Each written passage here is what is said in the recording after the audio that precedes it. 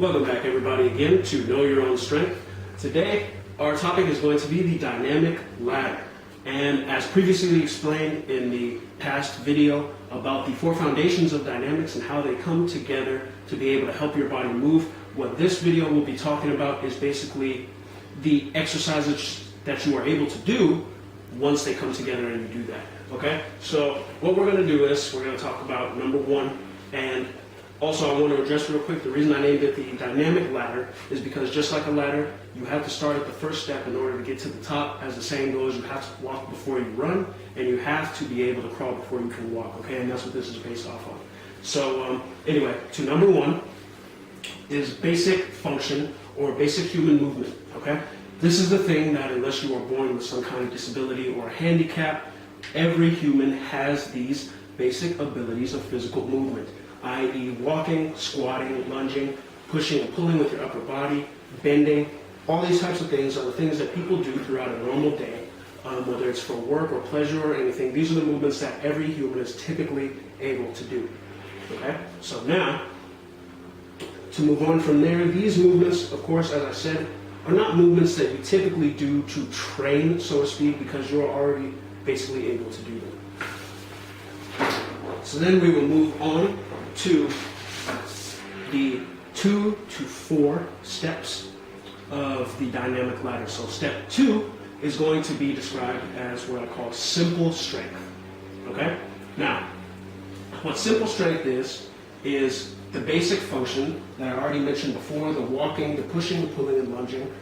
It's basically just those things done against an outside resistance in order to produce an overload for your muscles, okay? This is what's going to make your muscles stronger in their simplest form. Basically just able to exert more force during a simple contraction, okay? i.e. simple strength. Now, number 3 is going to be skilled strength. So what skilled strength does is, based on, of course, the 4 foundations, what skilled strength does, and what a lot of these things you can see as I go through the list of this ladder, is that you're adding on another element of the foundations in order to make the exercise or the type of training more advanced, right? So with simple strength, of course, it's basically just strength and functional movement. Skill strength is when you bring in another element of the 4 foundations. For example, if you're doing basic gymnastics or calisthenics, you're doing isometrics to build a little bit of power, right? So gymnastics or simple calisthenics on a moderate to beginner level, you're going to be adding in an element of proprioception, or that coordination and stability factor that is a part of the 4 foundations of dynamics, okay? You're going to add these things in, and basically I describe it as moderate to advanced level strength, displayed with balance or flexibility, or another one of the 1 or 2 of the foundations of dynamics, okay? So then we go to number 4. Number 4 is going to be simple power. So now we get into a point where power, which is a combination of speed and strength. I will go further into that explanation of what power really is in a different video. But power, as I said, a combination of speed and strength, which are 2 of the 4 foundations of dynamics as well, is when compound tasks or even functional tasks are done at a high power output level. So this doesn't necessarily have to be done against resistance. A simple power movement would be running, or also jumping, doing these things, and you can also do them against resistance if you simply wish to do a skilled strength movement faster. That's when you get simple power. It doesn't usually require a high degree of expertise, a high degree of technique. Simple power is usually functional or basic compound movements, some skilled strength movements that take a slightly amount of more skill, maybe a little bit more flexibility, but not a high degree. And then you're able to do them faster at a higher output level or explosively, okay? So that is these 3 of the dynamic ladder. And these things, as I said, come together as you are able to combine more aspects of the foundations of dynamics. You can get higher on this ladder, okay? So now, we will get to the last and final portion of the dynamic ladder, which is step 5.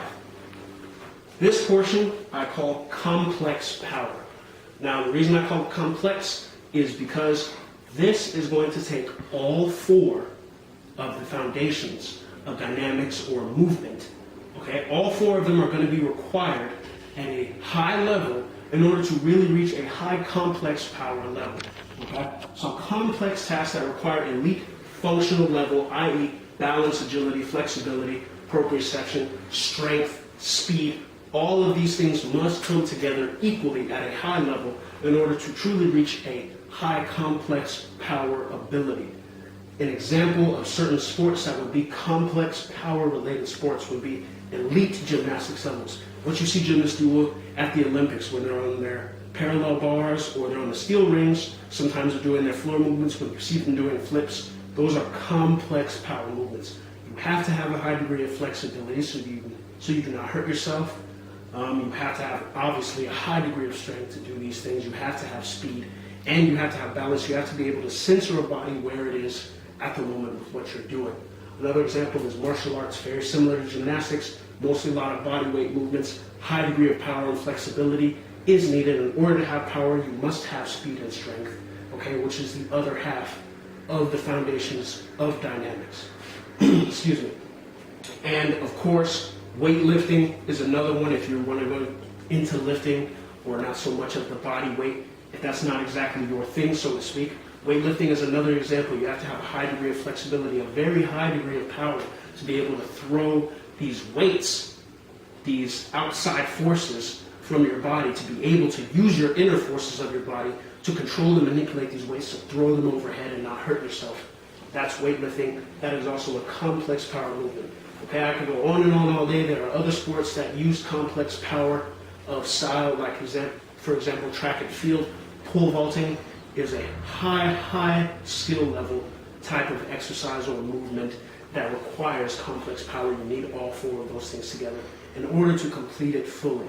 And this is basically the dynamic ladder. This, in short, explains what you are able to do when you bring together the four foundations of dynamics, where you should be at certain points when you're bringing certain of the foundations together, and ultimately your potential of where you can get to, which will be the complex power level, when you combine all four fully and you're training them properly and bringing them up at a concurrent level. And that'll be all for this video. We'll see you all in the next one.